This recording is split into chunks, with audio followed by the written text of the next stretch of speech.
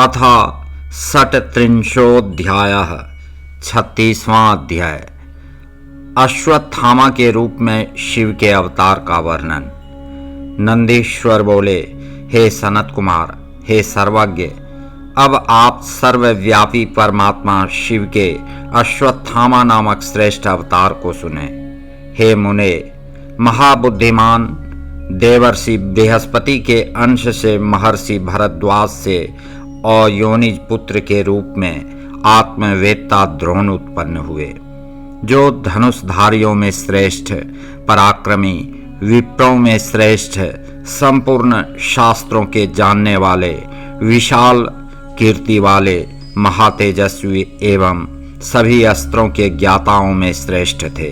जिन द्रोण को विद्वान लोग धनुर्विद्या में तथा वेद में पारंगत, वरिष्ठ, आश्चर्यजनक कार्य करने वाला और अपने कुल को बढ़ाने वाला कहते हैं। हे द्विज, वे अपने पराक्रम के प्रभाव से कौरवों के आचार्य थे एवं उन कौरवों के 6 महारथियों में प्रसिद्ध थे। उन द्विजोत्तम द्रोणाचार्य ने कौरवों की सहायता के लिए पुत्र की इच्छा से शिवजी को लक्ष्य करके बहुत बड़ा तप किया। उसके बाद हे मुनिसत्तम, उनके तप से प्रसन्न होकर भक्त वत्सल शिवजी द्रोणाचार्य के समक्ष प्रकट हुए। उन्हें देखकर उन ब्राह्मण द्रोण ने उन्हें शीघ्रता से प्रणाम करके हाथ जोड़कर विनम्र हो अत्यंत प्रसन्न चित्त होकर उनकी स्तुति की। उनकी स्तुति तथा तपस्या से संतुष्ट हुए भक्त वत्सल प्रभु शंकर ने द्रोणाचार्य से वर मांगो ऐसा कहा। शिवजी के इस वचन को सुनकर अति विनम्र द्रोणाचार्य ने कहा कि मुझे महाबली, सबसे अजेय तथा अपने अंश से उत्पन्न एक पुत्र दीजिए। हे तात, हे मुने, द्रोणाचार्य का वचन सुनकर कौतुक करने वाले परम सुखकारी शिवजी ने ऐसा ही होगा यह कहा और वे अंतर्धान हो गए।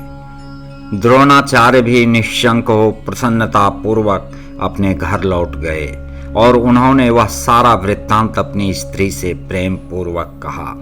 इसके बाद अवसर पाकर वे सर्वांतक प्रभु रुद्र अपने अंश से द्रोण के महाबलवान पुत्र के रूप में उत्पन्न हुए।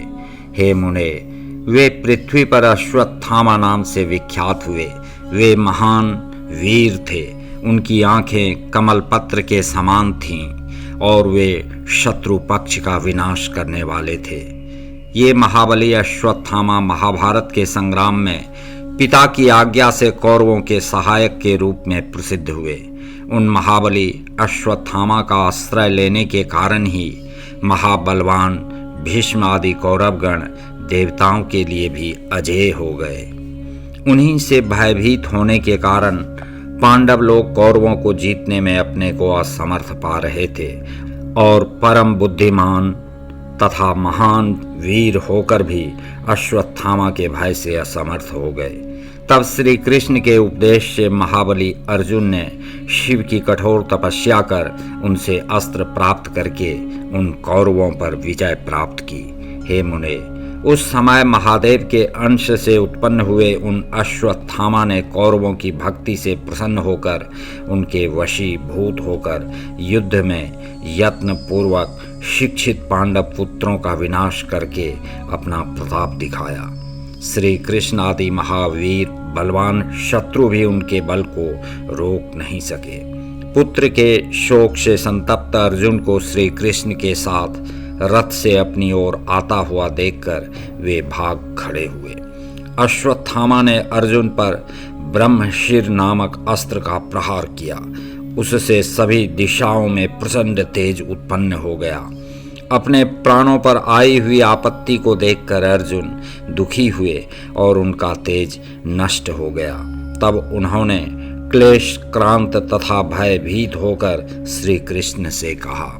अर्जुन बोले, हे कृष्ण, यह क्या है?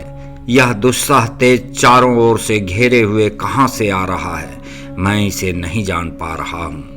नंदीश्वर बोले, अर्जुन का यह वचन सुनकर महाशैव उन श्री कृष्ण ने पार्वती सहित शिव का ध्यान करते हुए आदर पूर्वक अर्जुन से कहा। श्री कृष्ण बोले, यह द्रोणाचार्य के पुत्र का महातेजस्वी ब्रह्मास्त्र है। इसके समान शत्रुओं का घातक कोई दूसरा अस्त्र नहीं है, ऐसा जानना चाहिए। आप शीघ्र ही भक्तों की रक्षा करने वाले अपने प्रभु शंकर का ध्यान कीजिए, जिन्होंने आपका सारा कार्य संपादन करने वाला अपना सर्वोत्कृष्ट अस्त्र आपको प्रदान किया है।